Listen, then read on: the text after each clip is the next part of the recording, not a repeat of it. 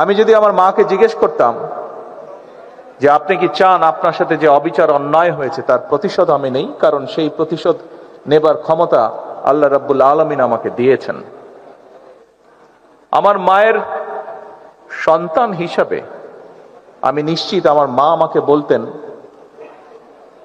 তোমার দায়িত্ব দেশের সকলকে ঐক্যবদ্ধ করে সামনে এগিয়ে যাওয়া, দেশকে সামনে নিয়ে যাওয়া। আমি যদি আমার ভাইটিকে জিজ্ঞেস করতে পারতাম যে তুমি কি চাও তোমার সাথে যে অন্যায়, যে অবিচার হয়েছে, যেভাবে তোমাকে মৃত্যুর মুখে ঠেলে দেওয়া হয়েছে, যারা এর জন্য দায়ী তাদের বিরুদ্ধে আমি প্রতিশোধ নেই, কারণ সেই ক্ষমতা আল্লাহ আমাকে এখন দিয়েছেন। আমি নিশ্চিত দুভাই আমরা একসাথে বড় হয়েছি, তাকে আমি চিনি, তাকে আমি জানি, একই রক্ত আমাদের শরীরে প্রবাহিত। আমার ভাইটিও সেই একই উত্তর দিত, যে উত্তরটি আমার মা আমাকে দিতেন। প্রিয় ভাই বোনেরা, আমি 17 বছর আগে যখন এই দেশ ছেড়ে চলে যেতে বাধ্য হয়েছিলাম, আমি কি অবস্থায় গেছিলাম সেই বিবরণে আমি যেতে চাই না। তবে যখন আমি চলে যাই তখন আমার বহু সহকর্মীকে আমি দেখে গিয়েছিলাম। 17 বছর পরে যখন দেশে ফিরে আসে সৌভাগ্য হয়েছে, আমি ফিরে এসে আমার অনেক সহকর্মীকে পাইনি।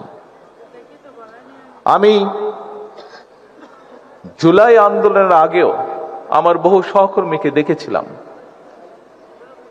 ছাত্র দল সহ, আমার বিএনপি সহ আমার দলের বহু নেতাকর্মী, বহু সহকর্মীকে দেখেছিলাম, যাদেরকে 5ই আগস্টের পরে আমি আর পাইনি, কারণ তারা পৃথিবীতে নেই, তারা পৃথিবী চলে চলে গিয়েছেন।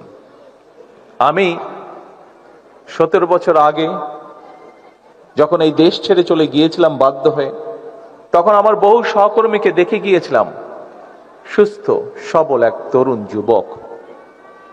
17 বছর পরে যখন ফিরে এসেছি, তাকে আমি দেখেছি তার কোনো অঙ্গহানি হয়েছে, শারীরিকভাবে ক্ষতিগ্রস্ত হয়েছে। একই ঘটনা ঘটেছে 5ই আগস্টের আগে এবং পরে। প্রিয় সকল উপস্থিতিবৃন্দ, জুলাই শহীদ পরিবারের সদস্যবৃন্দ, জুলাই যোদ্ধাবৃন্দ, স্বৈরাচার বিরোধী আন্দোলনের সকল যোদ্ধাবৃন্দ যারা এখানে উপস্থিত আছেন, দেখুন, আপনি যখন স্বৈরাচারের বিরুদ্ধে জুলাই আন্দোলনের আগে, বিগত এক যুগে এবং জুলাই আন্দোলনের সময় মাঠে নেমেছিলেন, আপনার উদ্দেশ্য, লক্ষ্য কি ছিল?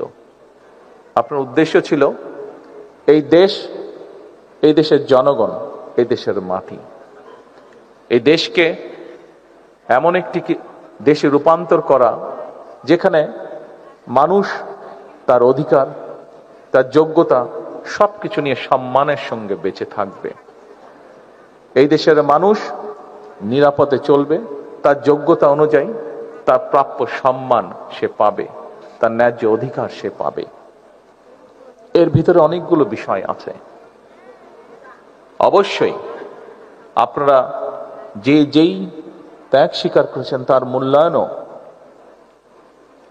দেওয়া এই দেশ এবং এই জাতির অবশ্যই একটি দায়িত্ব, গুরুত্বপূর্ণ বলে আমি বিশ্বাস করি। কিন্তু একই সাথে যে মানুষটিকে, পরিবারের যে সদস্যটিকে আমরা হারিয়েছি, তার লক্ষ্য উদ্দেশ্য কি ছিল? তার লক্ষ্য উদ্দেশ্য ছিল এই দেশের মানুষের ভাগ্যের পরিবর্তন, এই দেশের ভাগ্যের পরিবর্তন। আপনি নিজে যে চোখ হারিয়েছেন বা কোনো অঙ্গহানি হয়েছে, এই দেশকে স্বৈরাচার মুক্ত করতে গিয়ে, এই দেশের মানুষের অধিকারকে প্রতিষ্ঠিত গিয়ে আপনার নিজের লক্ষ্য বা উদ্দেশ্য কি ছিল? আপনার লক্ষ্য উদ্দেশ্যও তো ছিল এই দেশ, এই দেশের মানুষের। তাহলে এখন যখন একটি পরিবর্তন হয়েছে, এখন যখন এই দেশের মানুষ স্বৈরাচার মুক্ত একটি দেশকে প্রতিষ্ঠিত করতে পেরেছে, তাহলে যে জন্য আপনি সেদিন নিজের জীবন বাজি রেখে রাজপথে এসেছিলেন, যে জন্য সেদিন আপনাকে দেখে উদ্বুদ্ধ হয়ে এই দেশের লক্ষ কোটি জনতা দলমত নির্বিশেষে, রাজনৈতিক নিরপেক্ষ জনতা সেদিন যে নেমে এসেছিল, সেই নেমে আসাটাকে কেন আমরা শ্রদ্ধার সঙ্গে গ্রহণ করব না? প্রিয় ভাই বোনেরা, আমি সকল সময় বলে থাকি 5ই আগস্ট যে অর্জন আমরা করেছি, এই অর্জন কোনো একক ব্যক্তি, কোনো একক রাজনৈতিক দলের অর্জন নয়, বরং এই অর্জন দল মত নির্বিশেষে বাংলাদেশের প্রত্যেকটি গণতন্ত্রকামী, প্রত্যেকটি শান্তিপ্রিয় মানুষের এটি অর্জন।